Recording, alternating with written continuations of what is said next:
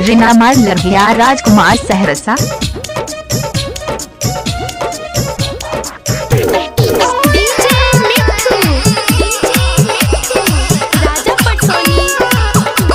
शिव मंदिर शर्मा चौक बरियापुर संतोष बाबू अंशु कुमारी अंशु मालिकाई।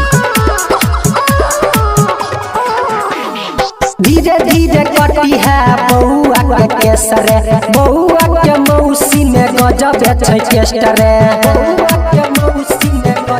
संतोष बाबू बरियापुर एक के आई संतोष जी तीन के आई।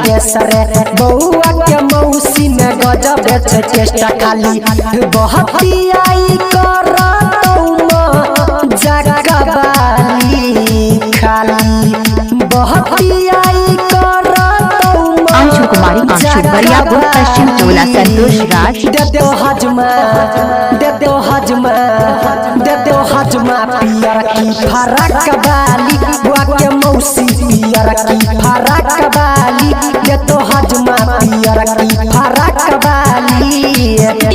शिव मंदिर शर्मा चौक बरियापुर संतोष बाबू अंशु कुमारी अंशु मालिकाई।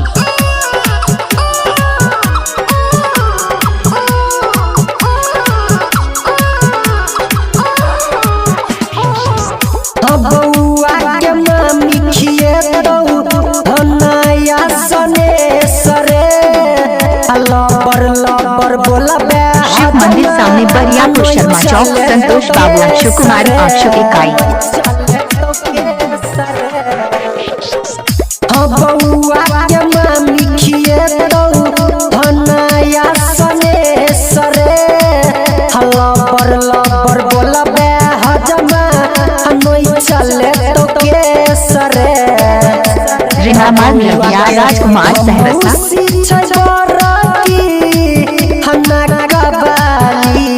बउआ के हम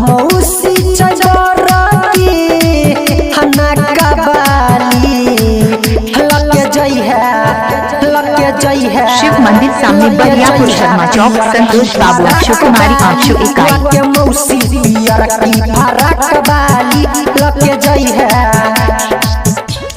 अभी आप सुन रहे हैं मालिन से ऋषि रिकॉर्डिंग स्टूडियो की शानदार प्रस्तुति। शिव मंदिर शर्मा चौक बरियापुर संतोष बाबू अंशु कुमारी अंशु मालिकाई।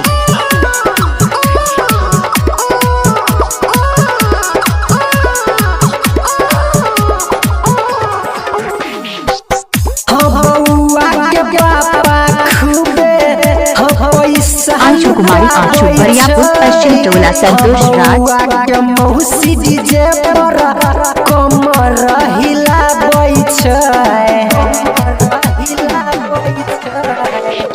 डीजे संतोष बरियापुर एक के आई। पैसा लुटाबै छै, बउआ के चाची डीजे पर कमर हिलाबै छै। अंशु कुमारी अंशु बरियापुर पश्चिम टोला संतोष राज। तो छाली बलराम बढ़म मनीष की तो छाली। संतोष बाबू बरियापुर एक के आई संतोष जी तीन के आई। पियर की फरक बाली, बुआ के मौसी पियर की फरक बाली लगे जई है।